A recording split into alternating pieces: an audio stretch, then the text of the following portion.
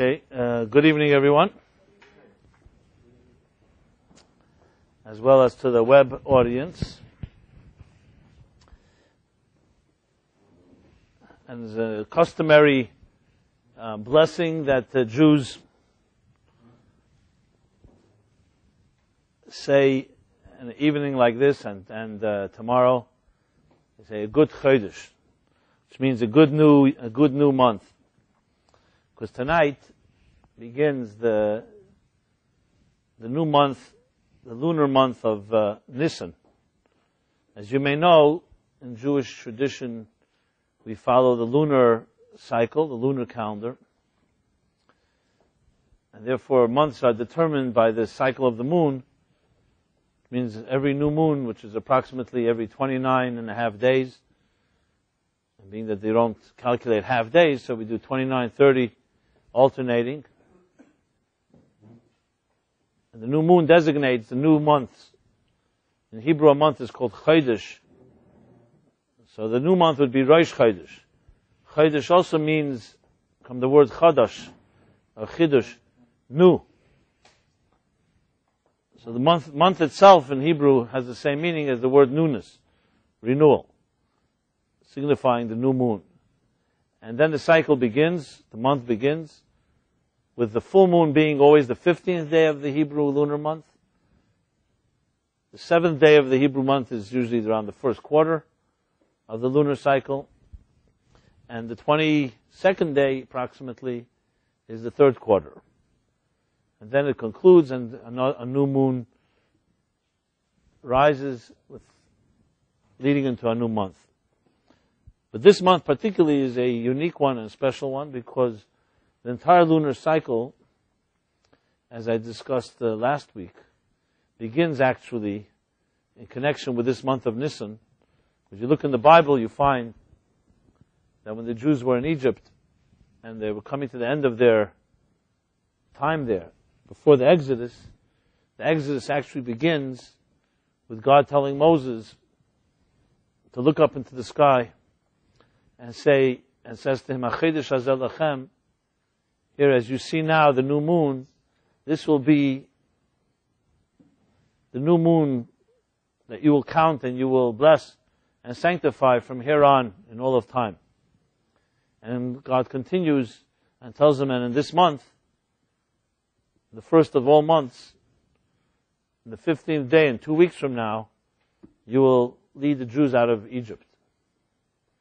So this begins the cycle, the lunar cycle. Now, of course, in Judaism, everything is complicated. Some will say, well, isn't the new year begin on Rosh Hashanah? Rosh Hashanah, we consider the new year, which was 6 months ago. Exactly 6 months ago.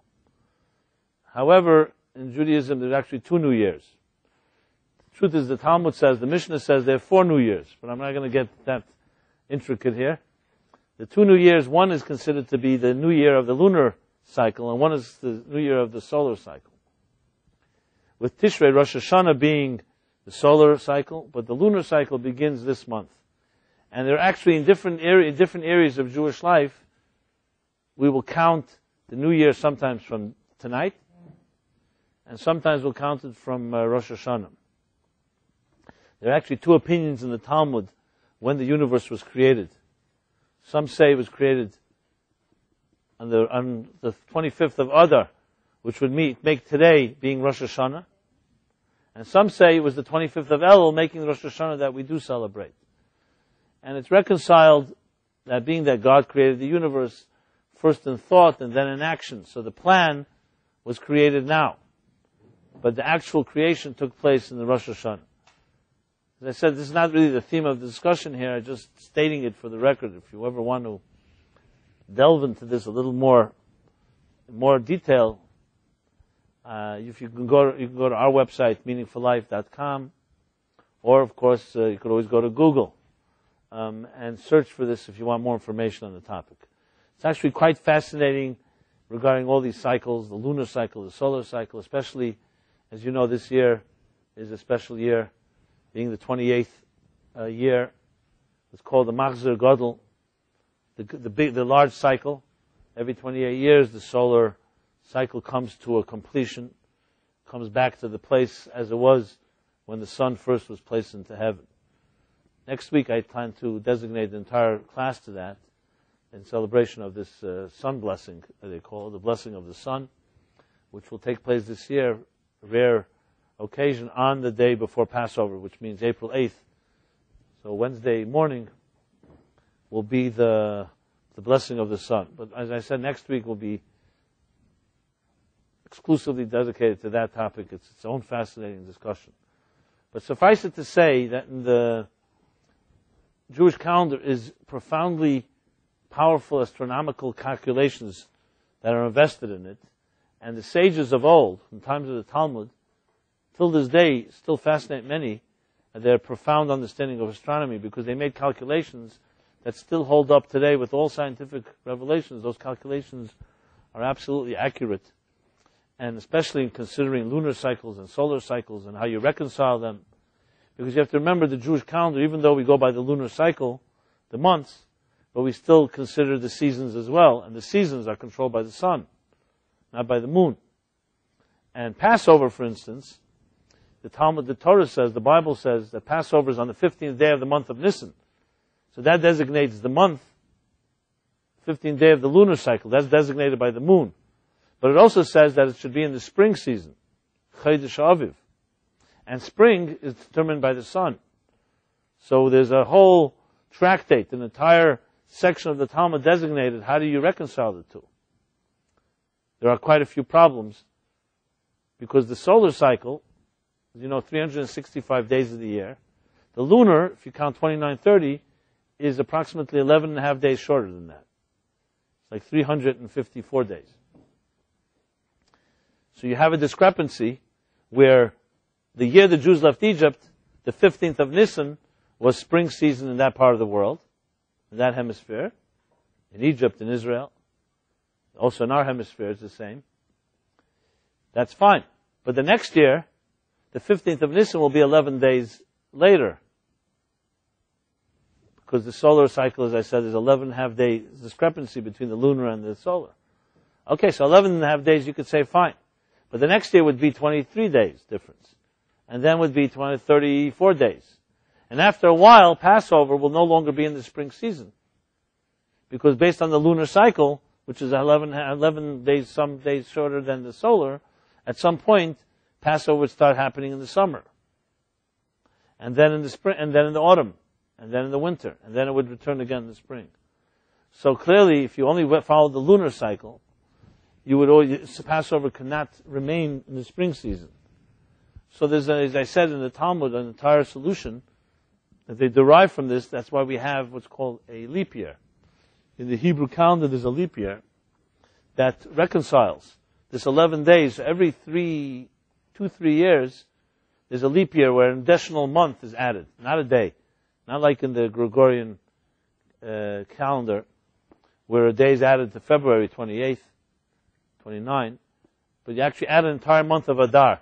So you have years where there's Adar 1, Adar 2. That extra month, which is around 30 days, reconciles approximately 3 years. So every 2-3 years, if you keep those leap years going, the sun and the moon remain reconciled, and Passover remains in the spring. Did everybody follow that? Okay. I've discussed this at length, and there's actually deep spiritual implications in this, psychological ones. And I will talk about it next week more in detail, because that's more designated to the sun and the moon and so on. The reason I mention it here is because tonight is the new moon of Nisan. And as a result, the theme of this discussion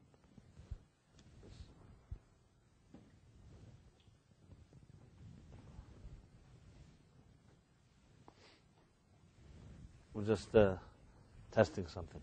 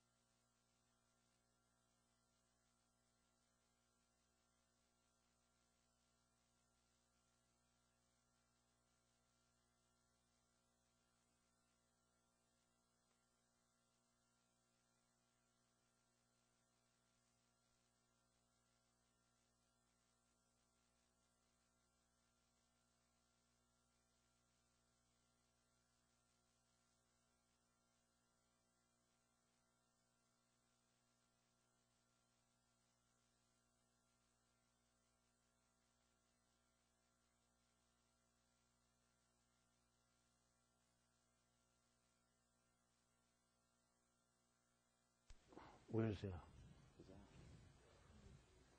So if you lick it and get a shock, it's still good, and if not, it's not.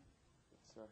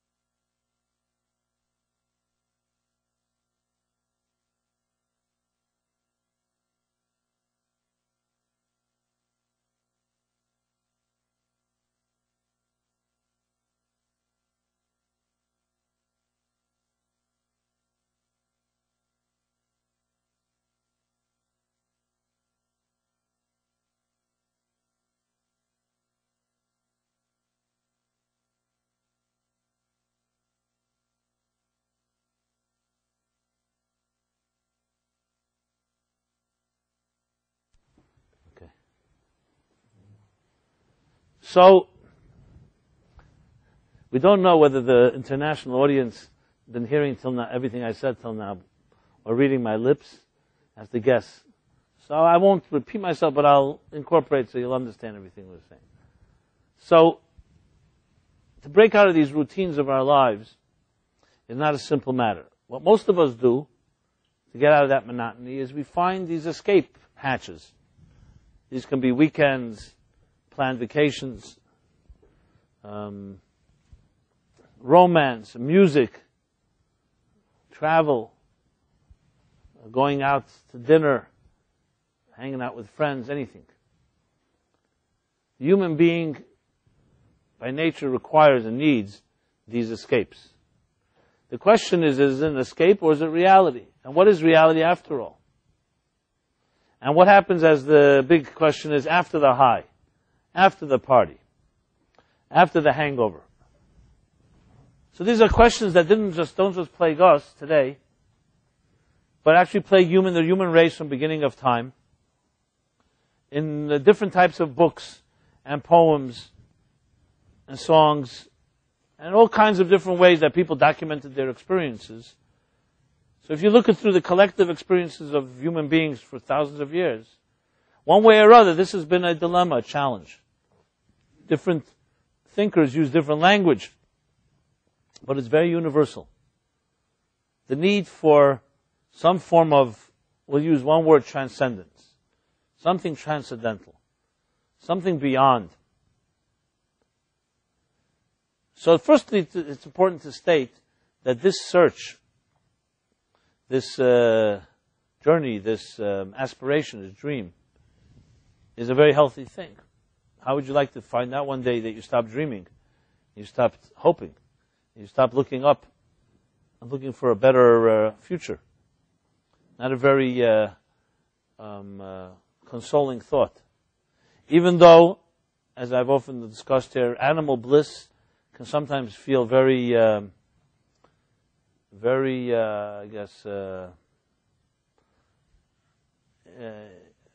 seductive. Animal bliss, to be able to just have that type of calm and tranquility where nothing bothers you. No therapy, no neurosis, no agonies, no anxiety. But on the other hand, would you really be at peace if you had that type of animal bliss? So I'm sure one day the pharmaceutical companies will try to develop, and it'll probably be the most popular drug after everything, that no matter what you do, you take this pill, no guilt, no remorse, no feelings, you can just move on. Some people, I'm sure many people would love to have that. That way you can get away with anything and just take this medication. But if you talk about the natural human being, whether we like it or not, we do fluctuate between different poles, and we don't have such an equilibrium. Even the deepest people of deepest peace, inner peace, struggle. The question is how much? As I discussed last week, the balance between tension and resolution is, of course, the big one. Some of us have too much tension and too little resolution. Some people have too much resolution, too little tension. But that both forces are voices inside of us is the stuff that makes life tick. As I mentioned, the heart needs to beat. A heartbeat consists of a contraction and expansion. Right there you have a contradiction. So when the balance is there, for every contraction and expansion, the same with the breath. For every inhaling and exhaling, things are fine. But imagine you had to exhale for every 3 times you inhaled, or the other way around. So in the psychological dance, so to speak, we too have these different voices, moods, temperaments that tug us in different directions. So if you're an ambitious person and you're driven, so let's say there's a certain goal you're driven toward, a goal to achieve something. Especially if you have competition, or if you have other forces that get your juices flowing. So there's a excitement in the chase. There's a tension, but that's extremely healthy tension. That's the tension that causes people to excel. When you don't have the competition, or you don't have the drive, or you don't have the goal, and you have nothing to pressure you, we tend to procrastinate. I can tell you this from my own personal experience. Crisis, challenge, deadlines. Some of us, especially if you're a writer, no deadlines, man, you would not be in good shape. If I didn't have deadlines, I don't know if I would have written anything. Because you always have to perfect it, and it's not good enough, but then the clock is ticking, and there's a deadline Thursday night, whenever the deadline is. You have to finish what you have to do. So deadlines, you hate deadlines. Everyone hates deadlines. But without it, you don't have the focus. You don't have the pressure. Who likes pressure? So the Talmud says, Zayis kisheketchenese, Eina zayis meitzi shamne acheketchenese. An olive does not produce oil until you press it. So pressure, in a healthy way, is what brings excellence. You show me something excellent and there was no pressure. Impossible.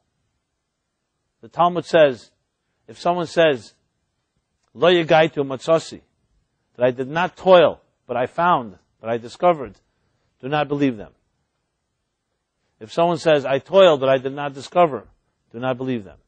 Someone says, Yagaiti, I toiled, I worked hard, I exerted myself. Matzasi, tamin, that you can believe. In other words, every effort, true effort, will bring something, will yield something. It may not be exactly what you expected, but it will yield today or tomorrow. And no exertion, no toil cannot yield true results. So there's something about the pressure that we dislike, but at the same time it's what makes us be the best we can be.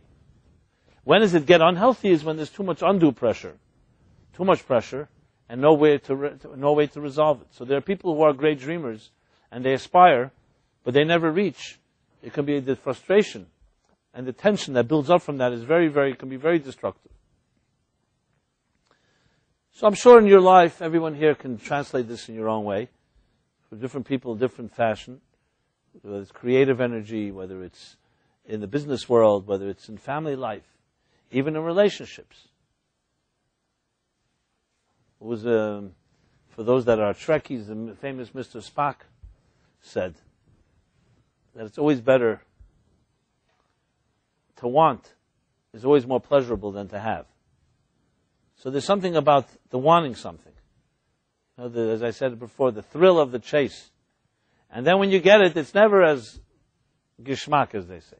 It's never as, how do you say geschmack? It's never as tasty. There's something about the chase.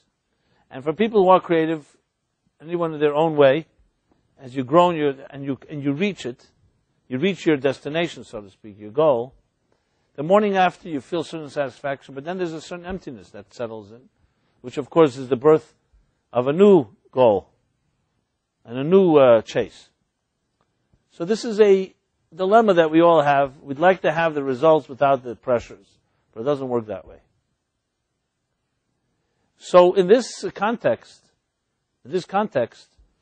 you talk about life.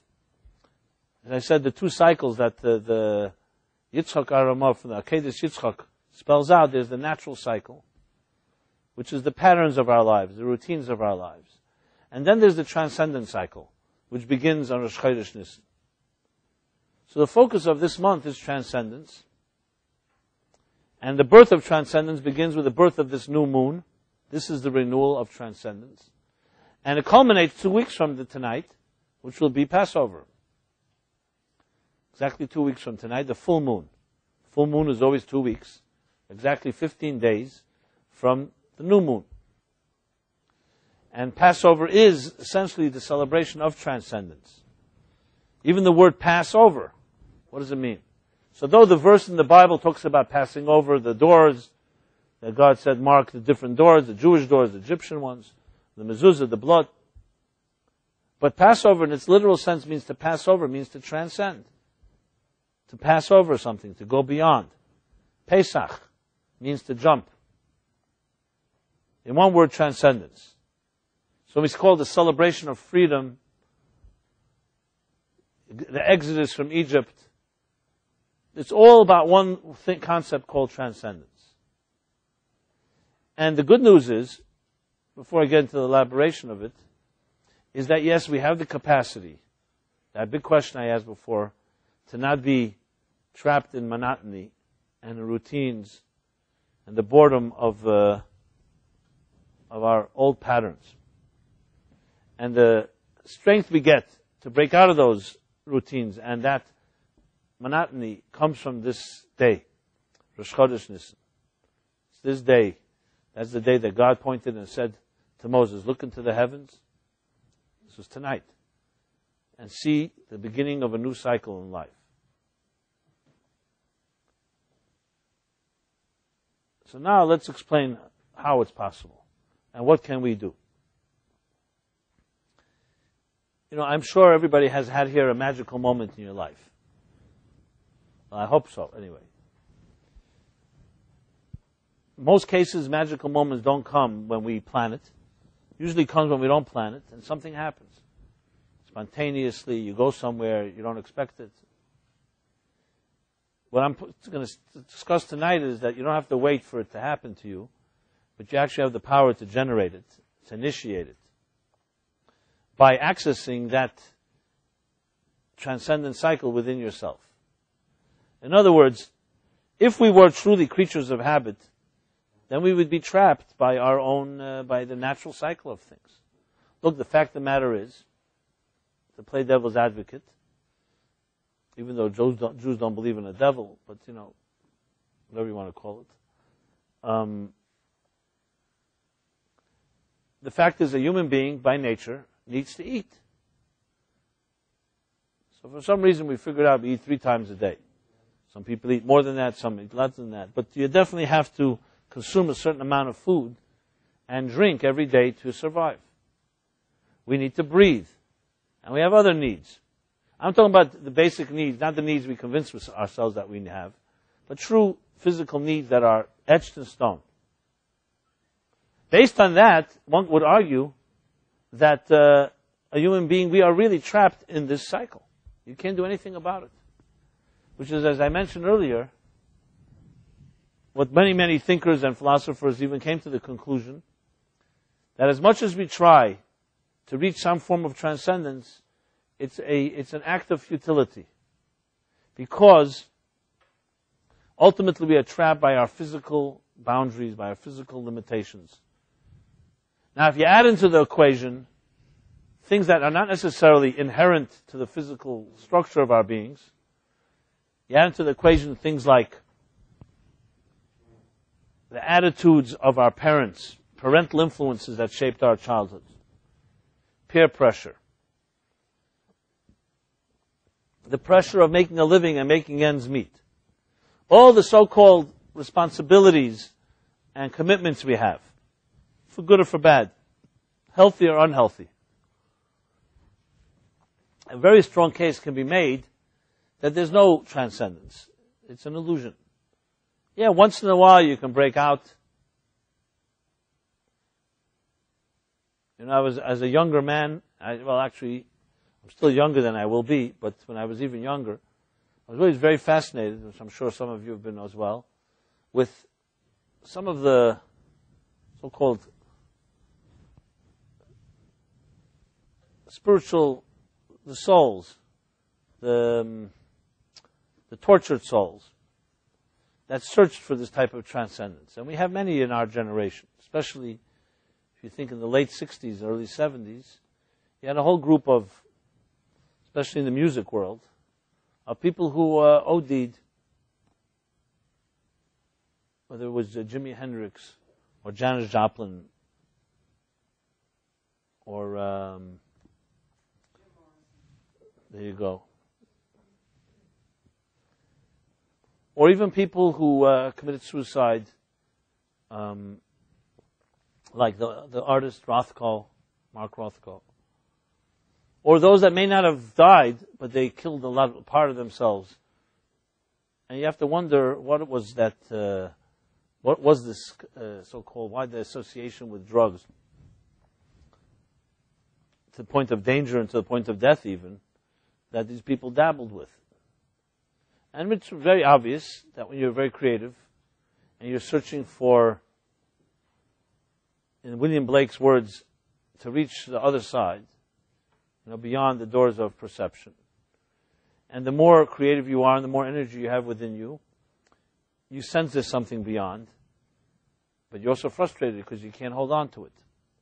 So you do whatever it takes.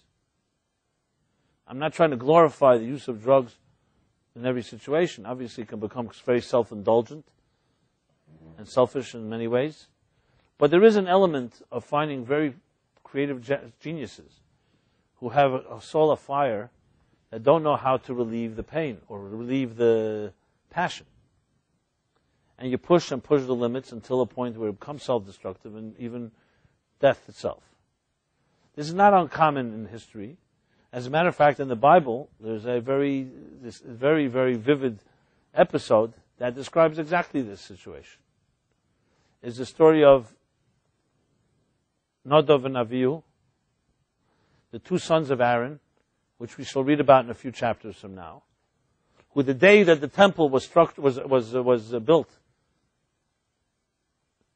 the first opening day of the temple, which was also Rosh Chodesh Nisan, by the way, today. So on this day, a year after the Jews left Egypt, the temple was finished, and the divine glory, the divine presence was apparent there.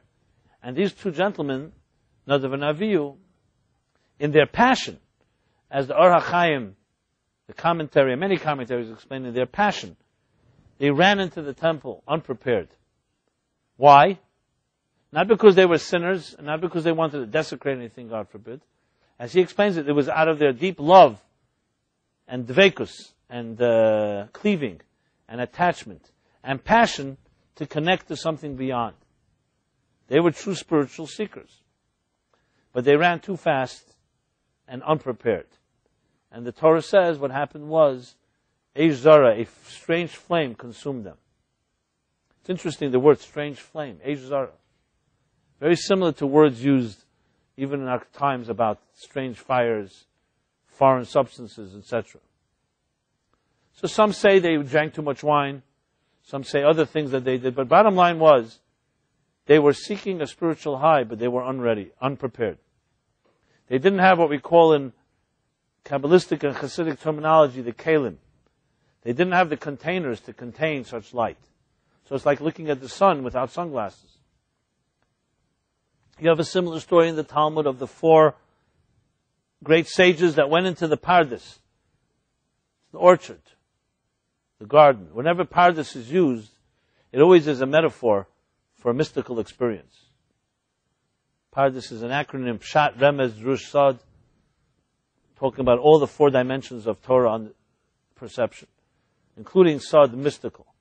And they ran in as well, and it says that one died, Ben Azai, Ben Zema, one went mad, one became an apostate,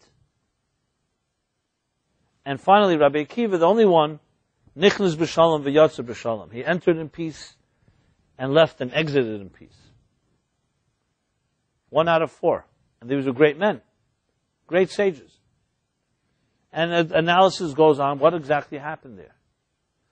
But you see from this that great souls have great challenge as well, which is you want to enter the light, but do you have the containers to contain it, to survive? When Moses asked God, show me your glory, show me your face, God responded, no one can see my face and live.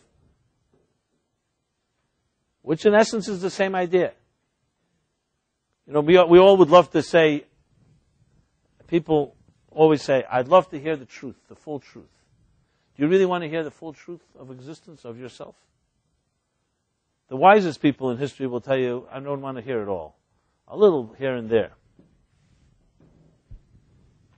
I think it was the old Belzer Rebbe that said, after the Holocaust, that if God would come to him to explain to him why the Holocaust happened, I wouldn't want to hear it. Not everything has to be heard, not everything has to be seen.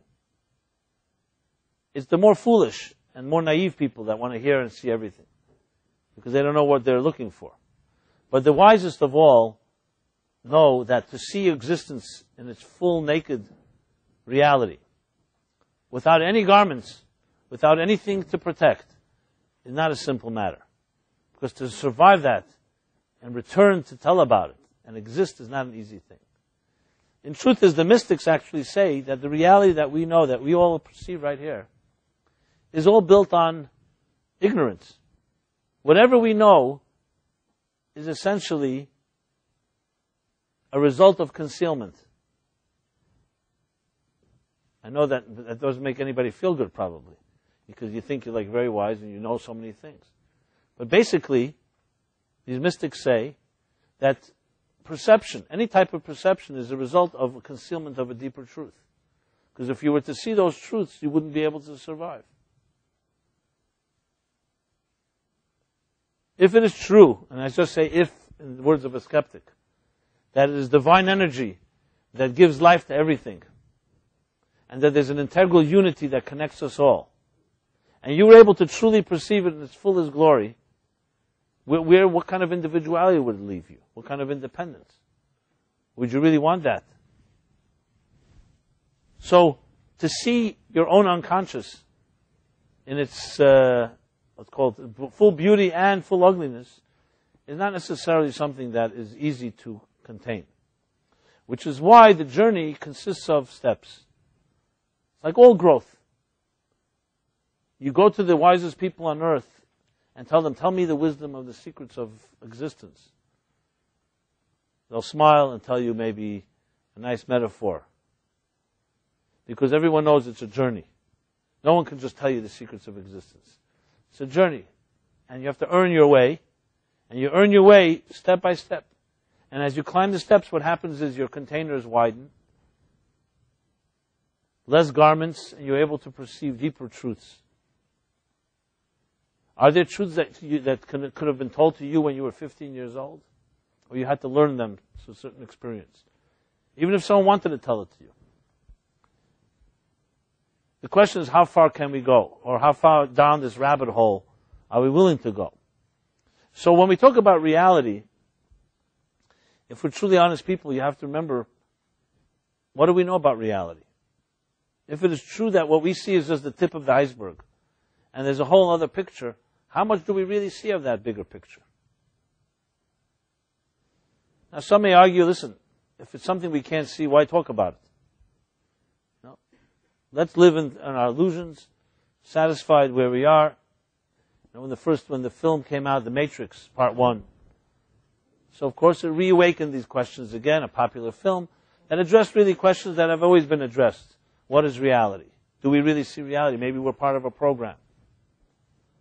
So what I can tell you is this, that what the books document, the journey, in all the stories I've just shared, is that yes, there is another reality that's completely beyond our own. And actually it's your reality, it's you. It's the real you. What you know about yourself is one little dimension. Sometimes you don't even know that dimension either. But for you to get to that place requires a process that allows you to contain it. Can you force it? Well, those people that forced it usually paid a heavy price. Sometimes it was death itself. Because if you try to force to get there too quickly, and you can't contain it, you cannot survive to tell about it. But if you do it in the right steps, you can expand your containers, and as you expand your containers, deeper dimensions of light and awareness will enter into our beings. That's the story. So when we talk about transcendence this month and Passover, it's about how to open up channels to that type of place. So the first thing is critical to know that that dimension is inside all of us. The second thing is to know what do you do to access it. So if you were to put it, just use an example that comes to mind, which I remember when I first read about it, it struck me because it resonated. It was exactly, literally, paralleled something that's written in Eitz Chaim. Eitz Chaim is called the Book of Tree of Life. It's a classic work from the Arizal, the great 16th century mystic. Documented, written by his student, Rabbi Chaim Vital. So what I read was, it was I forgot what book it was. Maybe it was called Raging Heavens. It was a book a few, maybe 15 years ago, 20 years ago, came out. It was a book, the subtitle was America's Romance with LSD. And I had already read Timothy Leary's Politics of Ecstasy. And he described there Dr. Hoffman, who just died last year, who was actually the chemist of Sandoz Pharmaceuticals Laboratories in Switzerland, who discovered the acid which would become LSD. And he was actually searching for a medication, being a scientist, a psychiatrist dealing with madness. He was searching for a drug that would induce a state of madness in a human being, in himself, So he could identify with some of the patients that he was dealing with, psychiatric patients. So, he wanted to induce it to see if you can get into the mind of a mad person. In those days it was called madness. This was in the 50s. And he experimented on himself. He would inject himself with all kinds of different concoctions. Now, which was, of course, dangerous. Who knows what will happen? Anyway, being that he was prepared for the worst, he made sure that his wife at home was aware of things. Wherever he went with a tape recorder to record whatever would happen. So even if he wouldn't be survived to tell about it, at least it was documented. Like a good man, a good researcher, doctor, and scientist. And he writes in a journal that one afternoon, a late morning rather, he injected himself with some of these concoctions. It was a chemical combination that he had developed. He injected himself with it, and he went home for lunch, assuming as usual that it won't have much effect on him. But he was riding a bicycle. This is his documentation. And he's riding the bicycle, and going home was through a large field. Like a path that went through, a path with many beautiful trees and flowers lined on both sides. Tree lined like boulevard.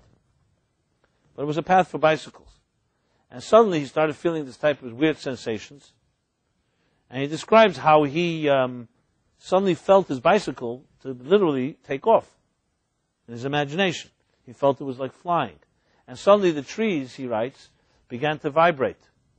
And the sky and the colors began to pulsate. And he was having this experience, which would later be called the first psychedelic experience of LSD, an acid trip. Little did he know. And he thought he was going mad. But he writes this all later because he kept on riding his bicycle. He did get home in this trance, in this state, and things got worse because he was he was surrounded by all these vibrations and colors bouncing off and feeling like he was floating. And he turned on a tape recorder and all of that. He had the presence of mind. And then he passed out. And for all he knew, that he died. But he didn't. Once the trip was over, and all this was, he remembered the journey. This was what he documents. And then he wrote down this, and this is what I was referring to. I'm not trying to entice anyone to go for any acid trip here. That's not my point at all. It's just interesting parallel about reality. He came to the conclusion, and he wrote this down as a theory, which was, in a way, it's a revolutionary theory from a psychological, secular point of view, but in truth, this is stated exactly in Eitz Chaim, and in all Kabbalistic works, this is a common knowledge. And I had known it before I read his story, his narrative. And what did he come to conclusion? He said that perhaps madness in the mind is actually the exact opposite. We usually like to think in terms of the sane human being is the one that is aware of things. And the insane human being is in delusions. He says maybe it's the other way around. And he gave the example, which struck me, I remember when I read it, of a faucet. Imagine you have a water faucet. You turn it on, and water comes flowing into a cup or to some container. So think about it. Where is the water coming from? So it's coming from some larger body of water, a reservoir, that we know today is being pumped through aqueducts and through water mains to the homes, where it gets into the main pipe into your home. And then those pipes break down and they come into your sink. So the water is always there. When you turn on the faucet, what simply is happening is you're opening up a channel, a narrow channel that's allowing some water into the cup, and then you shut it. So if someone were to say, what is reality, the water in your cup or the reservoir? The answer is, of course, the reservoir. That's the real body of water. That's where it's coming from. However, if you just opened up the reservoir without all these pipes, without all these channels, without all these conduits, you wouldn't be able to contain the water flow. It would flood your house. It would flood everything. So his theory was that maybe consciousness, human consciousness, is like a faucet. And the chemicals in our brain are like the pipes that regulate the flow. So the collective unconscious is really like a reservoir of unlimited ideas. If you enter that place, you would go mad. So what the system does is, it creates these very narrow channels that allows some ideas to pop into your brain at a very slow pace, like drops coming out of a faucet. And that's what keeps us sane. And actually people whose faucet breaks and go mad are the ones that are the most closest to reality. Now, you know, there's a line, they say there's a thin line between genius and madness. What does that mean? Because essentially a genius, or someone whose channels are wider, means there's a lot more flowing in. But he could be right at the edge. There are people who are geniuses, they're just at the edge, they could one little twist, and they go into madness. So in other words, perceived reality as we understand it in our conscious minds can actually be blindness. It's just the ability for human beings in their limited structure to see something. If the channels would be opened a little more, we would go crazy from it. It would be too much light, too much brilliance.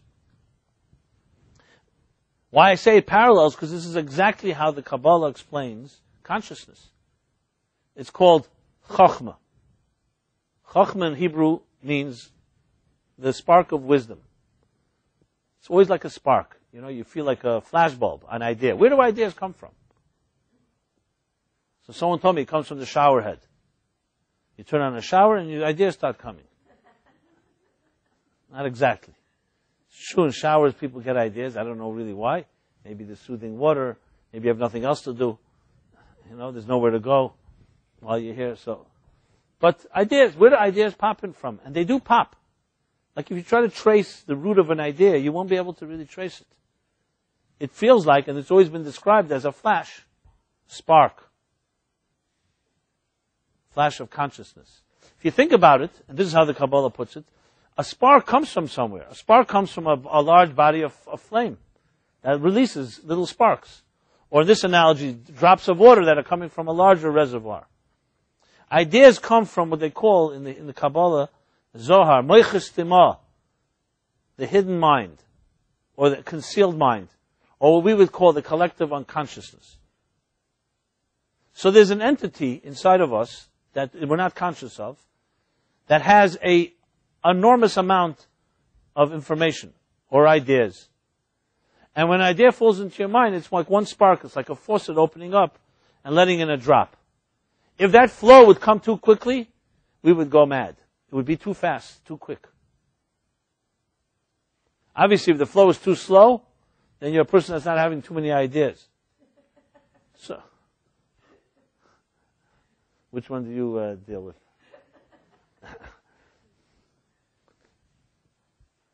So when they diagnose bipolar, for instance, and there are people who have channeled those energies, the chemical imbalance, where there's the unbelievable highs of a person who's manic, essentially, and ideas are flowing very fast. And then, of course, there's the other extreme. What's really happening there? So obviously, it's not something it's not enviable, but if you think about it from a consciousness point of view, the chemicals, the imbalance of the chemicals are not allowing the flow to be regulated, and it creates major problems. It's like all the compartments are overflowing. So if you really think about it, what makes a sane mind sane is actually compartmentalized, limited understanding. What we'd like to do is, of course, broaden those boundaries, so it shouldn't be completely limited, and at least have something more than just... But it's essentially driven by really limited perception. And if you were to open up the floodgates, we would not be able to contain it. To use an example, a simple example would be, try to teach children who are just learning ABC profound concepts.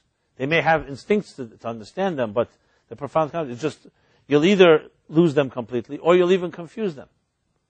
The wisdom of teaching, of education, is not just what you say, it's how you say it, and more importantly, at what pace you say it.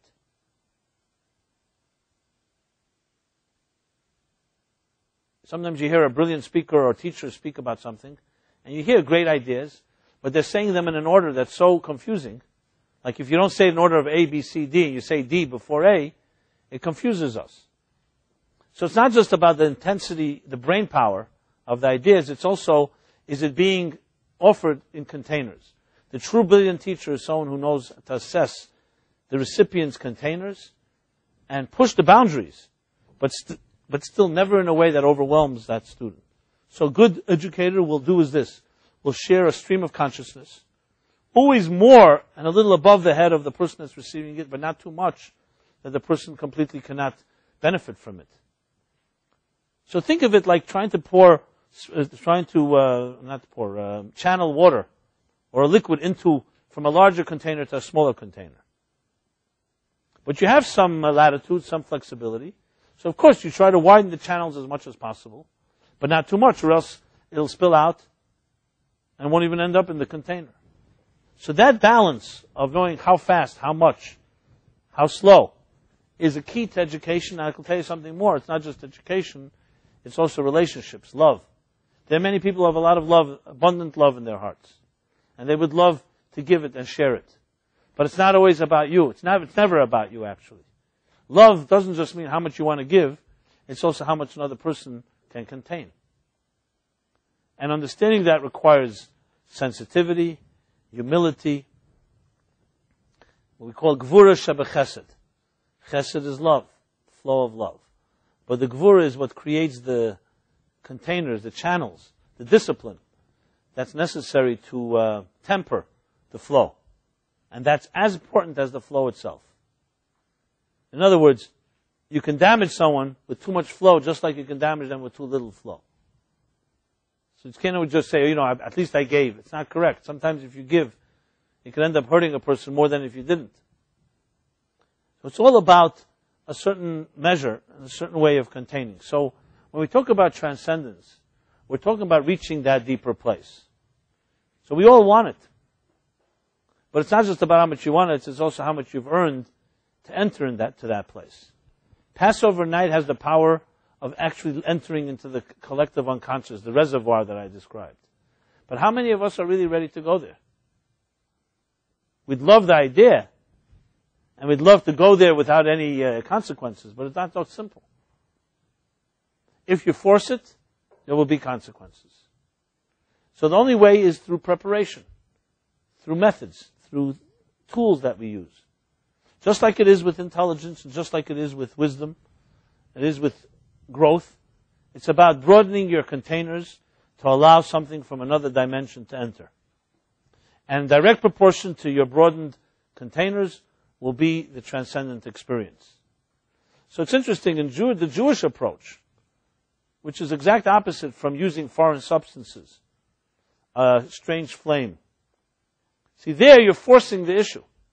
You're either forcing the containers to broaden, or you're forcing a light into you that you're not ready to really contain.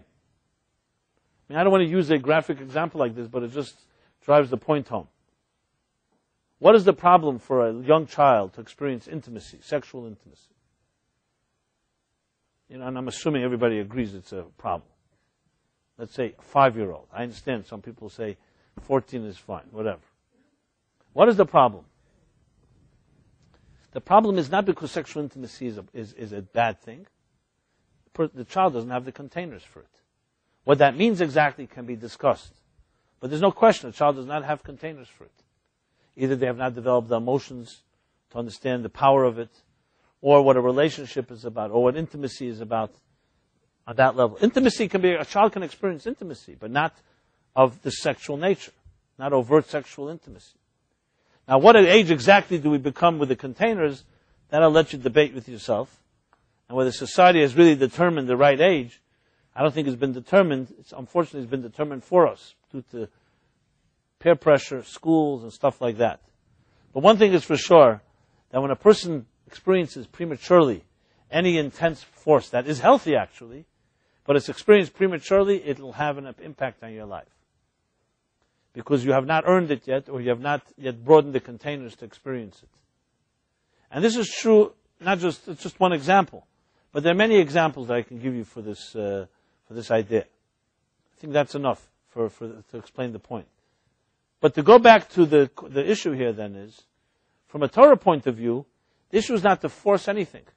The issue is to develop the containers in a healthy way that transcendence itself will emerge instead of you forcing it in. Whenever you hear about revelations or epiphanies, you always find, especially in the Bible and in mystical books, that there are two ways. There were those that forced it. They forced their way in. And there was always consequences from that. And there were those that did what we call the long, short road. It may have taken years of discipline, but then when it emerged, it's who you are. You've earned it, and therefore it becomes part of you. So if you were to go to a great Kabbalist and say, listen, my life is falling apart. I need you to give me some deeper wisdom. The true Kabbalist is two things. They won't take money from you. And the second thing is, that's a secondary thing. And the most important thing is they will never tell you any deeper wisdom. A good Kabbalist will either tell you a joke, or will tell you something that you need to know to widen your containers, and then you'll have the answer. Anyone that's reading crystal balls and telling you answers about your future, or for that matter about your previous reincarnations, you can rest assured it fits into the category, as they like to say, the Kabbalists, that those that know don't say, and those that say don't know. Now, why is that the case? Why wouldn't someone who's blessed with the ability to see your soul in ways that you can't see, why wouldn't they share with you a compassionate thing to do? Why don't they share with you what they see? Because in the Torah and Judaism, the cardinal rule is this: you're told only the things you need to know to fulfill your destiny. That which you don't need to know will not be told to you. Because it's not as important to know what your destiny is, it's important to know whether you have the tools to enter into that place. As soon as something's told to somebody that they have not earned their way, or it's forced in some way, you are negatively impacting the consequences of that destiny itself. So there's some beauty to the journey itself, to the mystery, and that has to be embraced. And having a quick trick, even though we love, there's a certain sensationalism in getting an answer, like you'd love to have a prophet to tell you what your future will hold. So as much as there's a temptation for that, the true masters, the true mystics, and their real strength was the discipline, as they say, mila besela shtika betrei, that you get $1 for your words, but you get 2 for your silence. Megala tefach umechasat fachayim. The true wise people reveal 1 inch, but conceal 2. Not because there's any maliciousness or elitism or interest to conceal, because the greatest gift of all is the respect for the dignity of an individual journey. And each of our journeys is determined by who you are, not by what someone else is. Any teacher or master who tries to lift somebody up to their level in the name of compassion and love, and ultimately may annihilate who you are. It has to be you. You want to enter those doors, not someone else. You don't want to ride on someone else. It's true that a great person, a great inspiration can help you, lift you to that place. But it's ultimately you entering there. So, to sum this up, it means this. The reservoir of transcendence exists in each one of us.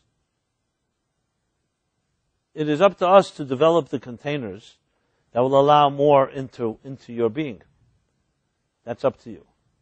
What Passover does, what a mentor can do, what people who are kindred spirits can do, is firstly make you aware of these truths. Secondly, give you the courage to go there. And finally, thirdly, to expose you to experiences that actually open those channels and allow that deeper consciousness into your being. So yes, it's absolutely true. As someone once asked me, I remember it was many years ago, I met Peter Himmelman. He's a good musician I know. And he introduced me to an artist. But that artist was so consumed with himself that I saw he's not ready he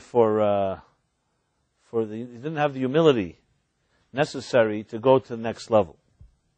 And he came to me desperate. He says to me, "Are you telling me that if I study these mystical teachings, this Hasidic thoughts and this, it'll open up my creative channels?" So I say, well, it's been done around these parts.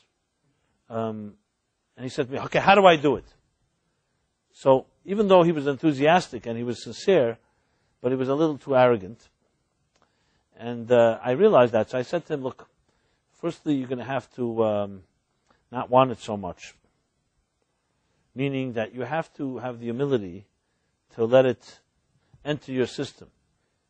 And more importantly, you're going to need to have some disciplines of doing some things you don't really like." As soon as he heard that, I never heard from him again. Why is that necessary? Because remember, if it's your containers that want it, then as I explained to him later, he did come back later.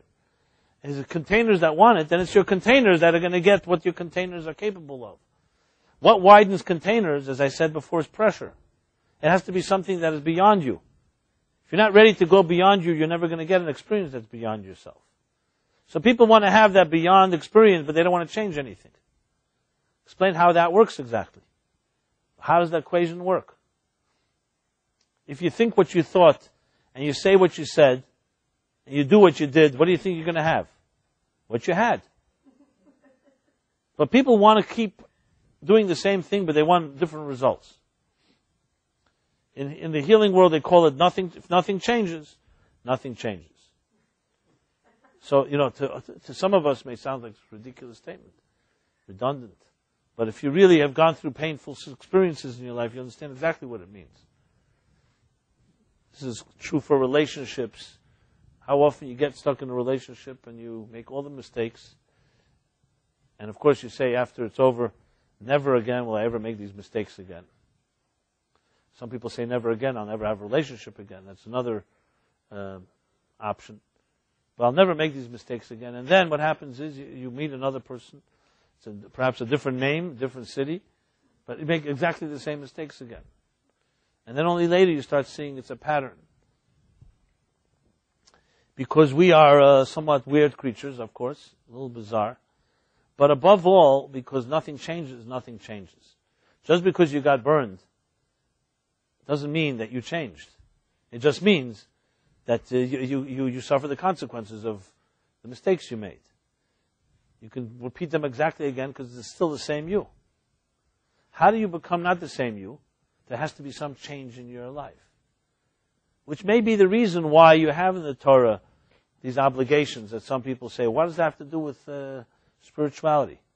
Why can't I eat a little bread on Passover?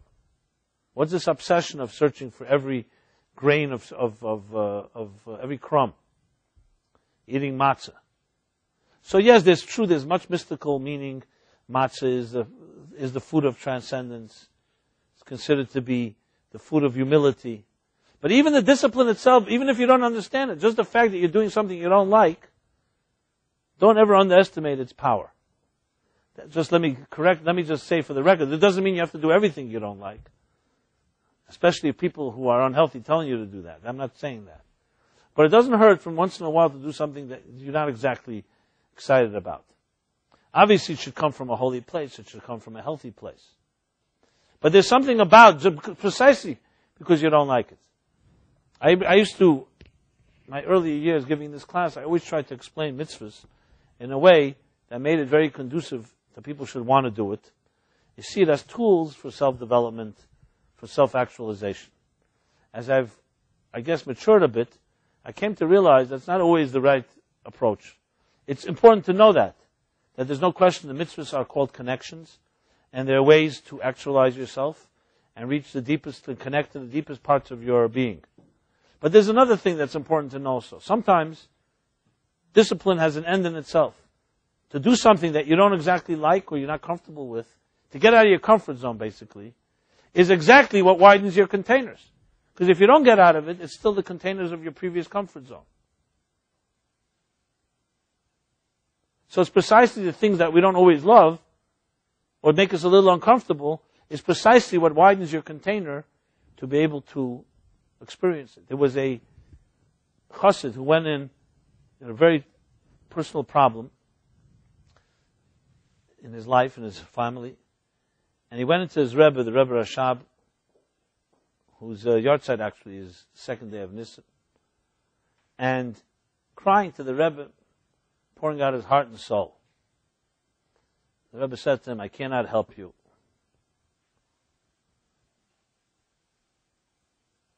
And he left very disappointed. As he's walking out and so sad and so, it was his last hope, he meets the Rebbe's brother, whose name is the Razah. And the Razah sees this guy, broken-hearted, and said, what happened? And he tells him, I went into the Rebbe, I poured out my soul, he tells me he can't help me. And now he was completely shattered, completely broken from it all. So the Razah, the brother, goes to the Rebbe and says to the Rebbe, Rebbe, with all due respect, a little rachmanus, you have to have some compassion, some empathy, and this chassid. Just the Rebbe sends him away without the Rebbe. God blessed you with the ability to give a blessing, to open up new channels. So his brother, the Rebbe, says to him, okay, send him back in. And when he came back in, he gave him a blessing. And the family member who was on his deathbed basically healed. So it's an interesting story. What exactly happened here? Well, the Rebbe needed to be reminded by his brother that he should have compassion. So later when he was asked, he said, very simply, he saw this Jew, and he saw the channels were closed. And the only way to broaden the channel was that he needed to be shattered, basically. And had he given him a blessing, it wouldn't have helped because there wouldn't have been anywhere to contain it. When he went out and he was so brokenhearted and shared it with his brother, that opened up a new channel because basically his discomfort was what opened up a whole new door, and then he was able to give the blessing. Obviously, you need a Rebbe to be sensitive to be able to know that. Not everybody who rejects you is necessarily doing it for the right reasons. In this case, the Rebbe had sensed it. So what I'm saying is that not always when something doesn't work out the way you think, you pray for something, you ask for something, you have to remember never to lose your humility just because you didn't gain what you think you wanted to gain. Because the humility and the fact that you will feel rejected may itself be the door opener that creates a new channel that gets you out of the comfort of it. We should all be blessed to get exactly what we want and what we need the first time we ask. But life is complicated. And we don't always know what we're capable of containing. You may want something, you may even deserve it. But let us say your teacher sees that if he gave it to you now, you would waste it. You would scrounge it. You wouldn't know how to appreciate it. So you may want it, you may deserve it. So is it a chesed to give in to your desire? Is it the kind thing for the teacher to give it to you? Or is it the kind thing for the teacher to teach you a little more patience and discipline? Or even actually that you be more brokenhearted over it, which will allow the channel to broaden, and then when you're given it, you'll be able to hold on to it.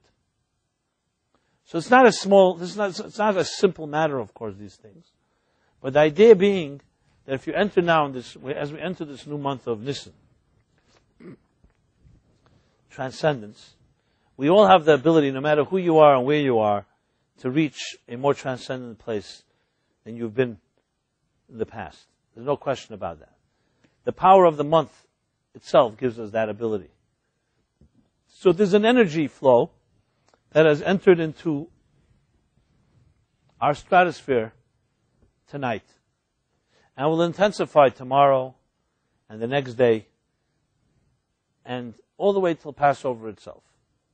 So we have a whole month of this transcendence. Now, like every energy, what's an energy worth if you don't have a container?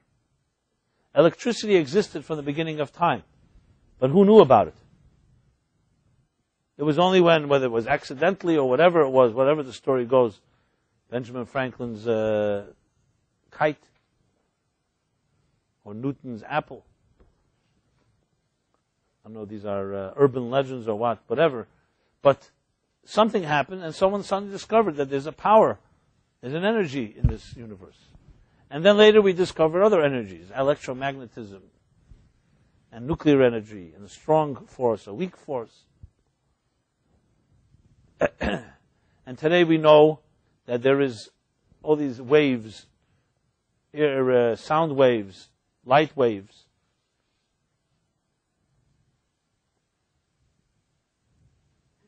you have short waves, you have long waves, you have middle waves. And they're all bouncing around all over existence. And we've learned to build what? Generators and containers to tap into this energy. How much more energy is there that we do not know about? We may never know. So it's the same thing like the reservoir I described before. That reality is something that we have very little understanding of. We have glimpses of it. And we're tapping into it. We've developed technologies based on tapping into these energies.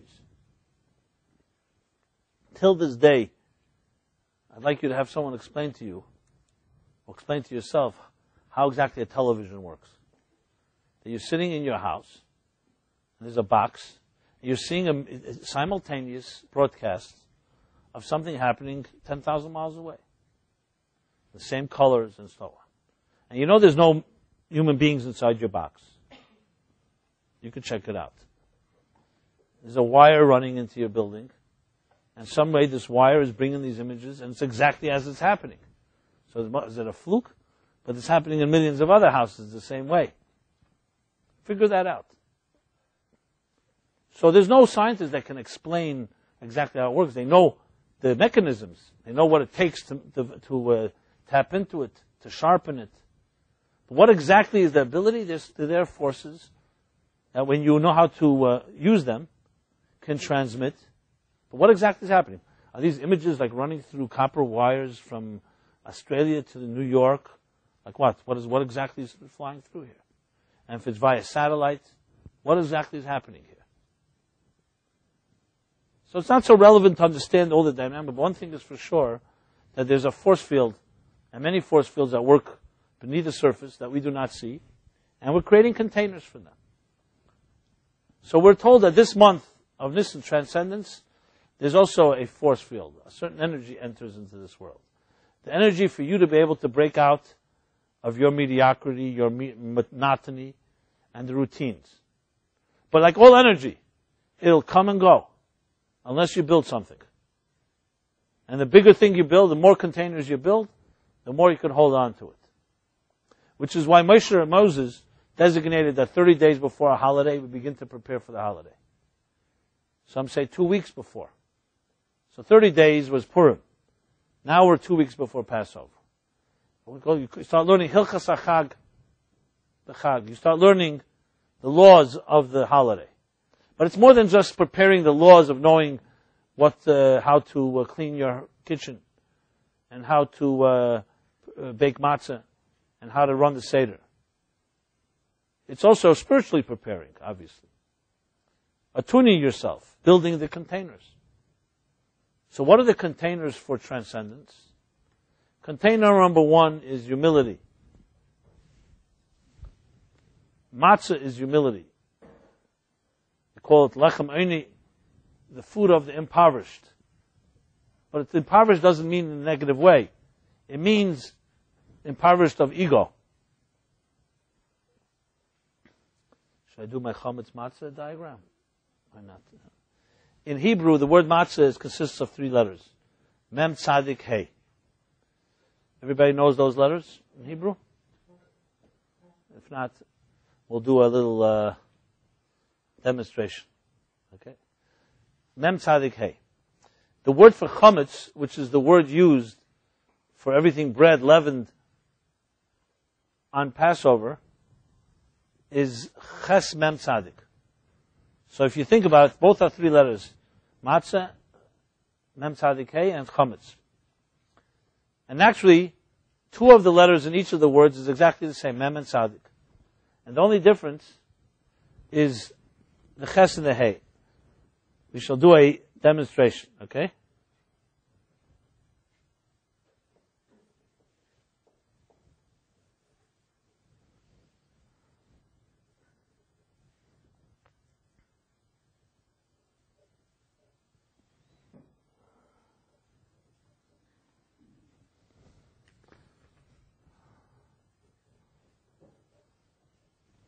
Okay. So I hope everybody can see, especially on the camera. So you have chametz ches, mem tzadik. And matzah, mem tzadik hey. Okay? So the mem tzadik and Mem Tzadik, they both are the same. So the only difference really between Chametz and Matzah is the Ches and the Hey. So we go to diagram 2. Ches and Hey. Okay?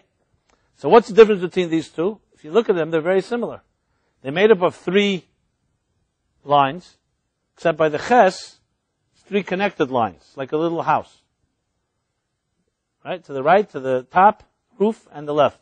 The Hey, the left leg, is broken.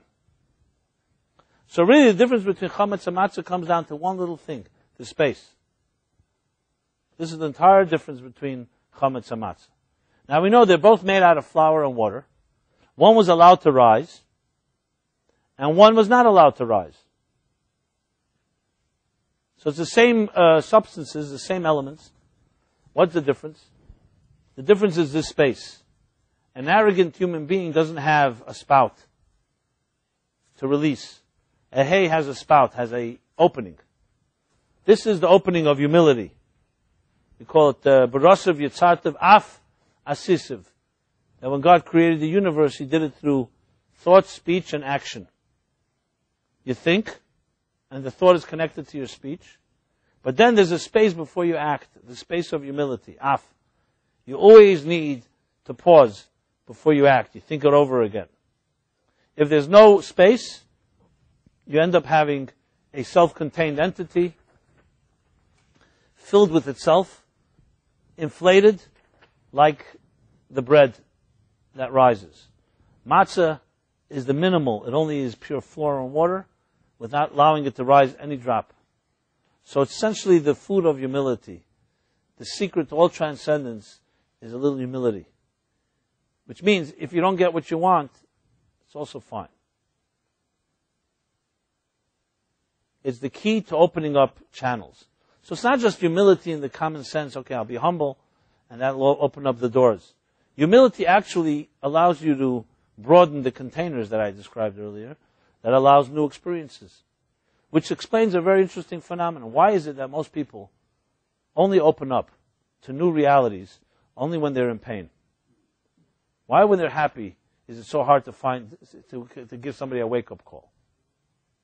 Because pain breaks you. It breaks your comfort zone. It's the hay. It opens up a door. And when you're completely contained and happy, usually you don't allow anything in because you're comfortable. And comfort zones always create a status quo, or they say more status and less quo. Which means it keeps you stagnating. Now, the fact is we have the power to wake ourselves up to new realities even without pain. But it's much harder. When something doesn't go right, a person immediately is out of their comfort zone. Out of your comfort zone, new channels open up. You become more creative, more desperate. You start searching. When you're comfortable, very hard. You ever try to wake somebody up who's comfortable? Very, very difficult. Comfortable. Everything is going well. What do you want from me? Why should I open up new containers? But the wise people know that when you're comfortable, that doesn't mean you're in reality. It just means that you're comfortable with yourself. The higher reality always remains looming. That's why the people searching for that deeper place, they don't need to be in pain to know there's a deeper place. They can cry for it even when everything is going well. Did you ever cry for no apparent reason? When not because of anything you lost or anything that hurt you? Where do those tears come from? Think about it. So we cry when something is hurting us. It's understandable. Why would you cry middle of nowhere? Maybe none of you have experienced it. Has anybody experienced that? Those tears come from a very pure place. It's because there's a part of us that always is aware there's something beyond. And just thinking about it can make you cry. Because it's like crying about a reality that is sometimes so distant. And also thinking of, look where we are in comparison. Now, the people who are in touch with that transcendent place, they can cry any given moment. It doesn't take a lot. Because they're constantly cognizant of it. They never delude themselves that the reality that they're in is it. They don't think I am where it's at. They always live with that knowledge. And this isn't just a matter of faith. It's what I said earlier. It's true awareness of a bigger picture. And of course, the tears are what create the containers that open up the doors. The Kabbalists say that tears are like a bath of the soul. It washes out. It's a cleanser. So, the first way to prepare for Passover is maybe to review your humility. Now, I know somebody that's not too humble, it's not very easy to review humility, because it's one of two things. Sometimes you meet people who are the farthest thing from humility, and when you tell them, you need a little humility, and they say, I'm the humblest person around. And I say, well, it doesn't always look like that, because you don't really know me. You ever hear that one? You don't really know me. And then there are those that just don't have patience or time to listen to anything. They're comfortable. So transcendence is a direct proportion to a person's humility. It's not something we like to hear. We'd love to hear that it's something you can go buy in the store with enough money or with enough work. But humility is the first factor. And the second thing is, which really is an extension of humility, is your ability to give. Which is why before Passover, there's the custom, as we say, Passover night, Mo'ez Chitim, we give additional charity. It's not just a nice gesture. It's also your ability to get out of your own self. You see, takers are busy with their containers, and they want to fill them up. Givers are busy with other people's containers, so widens yours. Simple rule. You cannot stay in your own, satisfying your own needs, and expect that anything will broaden in your life. Broadening always comes through giving to others, through sharing, through not just being self-contained. And then there's the other side of Passover, which we shall discuss hopefully next week more at length. It's not just about the humility, it's also about a state of mind that we actually celebrate Passover with pleasure. We drink wine. We are free. It's freedom. It's a celebration of freedom. So it's not just about breaking yourself and being humble. It's also about recognizing what true freedom is all about. That you have the dignity of a human being, the dignity of a king or a queen. And you have the ability to, and the right to access the greatest blessings of all. In other words, it's about the sense of, I don't want to use the word entitlement because sense of entitlement is usually not used in a positive way. But in a positive way, it's about a sense of recognizing your value, your inherent value.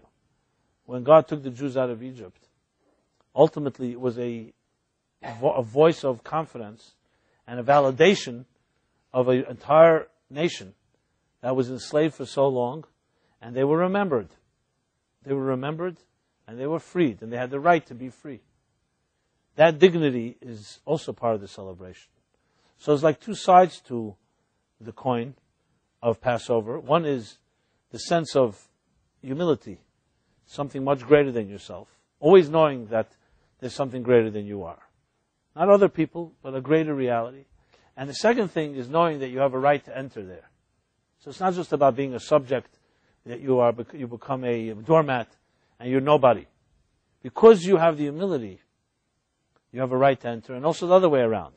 Because you recognize you have a right to enter, it causes you to be humble. Katainti mekol achsadim, Jacob said. When Jacob was redeemed and freed after all his years of being trapped by his father-in-law Laban, so he prays to God and he says, Katainti mekol achsadim.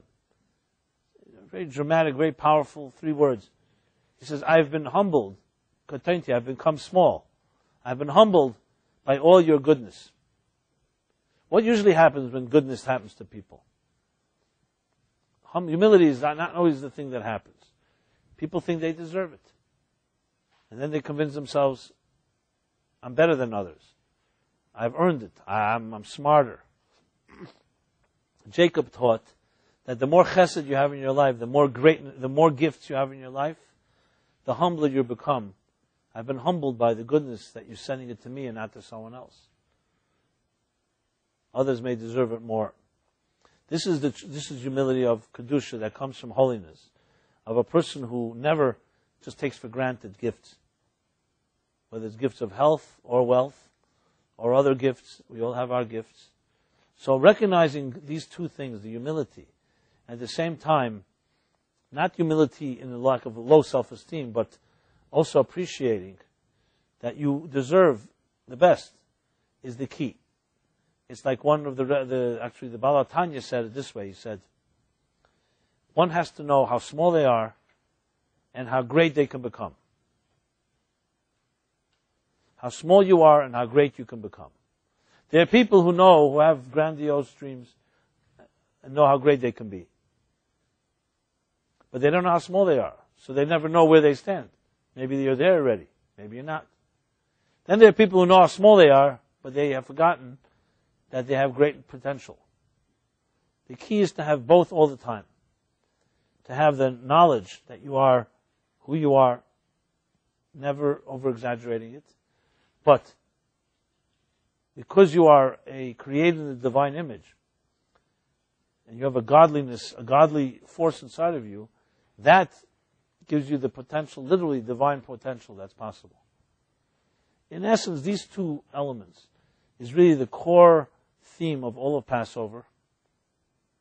These two sides to it. And it's really the core ingredients for any true growth and any true experience of transcendence.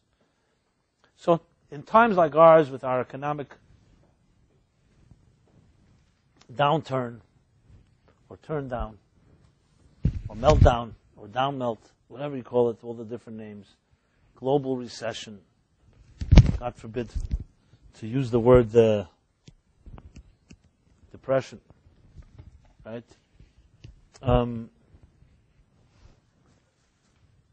We have a challenge because many of us get consumed with the moment. And I'm not saying the moment isn't uncomfortable. For some people lost their jobs, others losing money. The fear, uncertainty that prevails over everybody. But, times like this also test your mettle, what you're made of. And as we approach Passover, it's important to put things into context and perspective. Humility in times like this will help you actually free you. Humility means that you don't have it all worked out. There may be another plan. And if you try to obsess with the future, you may end up destroying yourself as well. In anxiety, in fears. You can watch all the news you want and all the predictions. Here, I'll make a prediction here. That in 2 weeks from now, Passover time, for that matter, 2 months from now, basically if you videotape tonight's news and then listen to the news in 2 months from now, you more or less hear the same thing, except with some changes in maybe names or something like that. What I'm trying to say is, the following of the step-by-step of what's going on, we're in a place that is quite mysterious. Even the greatest economists, who was it that said, one of the big economists of the previous generation said that economic forecasting, its only value is to make astrology look good. The point is that experts know very little, and no one really knows where this is going. It's just hit a critical mass. So to analyze it and to guess is really worthless. Does anyone have control over it? Is another question. But you have control over yourself and your destiny and your attitude above all. So Passover teaches us freedom is within. It's not being trapped by other people's forecasts and by other people's dire or positive outlooks. It's about your own humility to be able to appreciate that you're here, respect the gifts that were given to you, not become arrogant as a result. And the other end of it, knowing with full confidence that you deserve the best, and that when you connect to something higher, it opens up channels that you cannot expect. That is really the best solution to any challenge. I know it sounds esoteric a bit, and how is that going to help your bank account or job? But it's all about inner confidence. What do you think everybody's looking for now? They're looking for someone that's confident and can convey that confidence. The first thing we have to do is take care of ourselves. They say when the oxygen masks, they always tell you these airplanes, is that first put it on yourself before you put it on a child. You have to take care of your own well-being and sense of self. So we have our challenges today, and I'm sure we have many other challenges. So Passover has many lessons, and ultimately is that we do have the power to transcend, but you cannot become obsessed with yourself and even your own transcendence to reach that place. So, I say to all of you, from the bottom of my heart, as we enter this new month of Nisan, this month of transcendence, the power is there. It's in the air. Revolution is in the air. However, to get it from the air to the ground requires a little work on our part. And that work is the containers that we build. And that consists of our own attitudes and our humility and our giving and our also sense of self-worth in a healthy way. And those forces is the best way to prepare for this season, for Passover. I bless everybody from my humble blessing that we should know very little of the challenges and the pain part, but never be afraid of pressure, because pressure brings the best out of everyone. When you have pressure, it creates a flow that's much more intense than one that has no pressure. And may that flow generate many, many intense blessings in all our lives.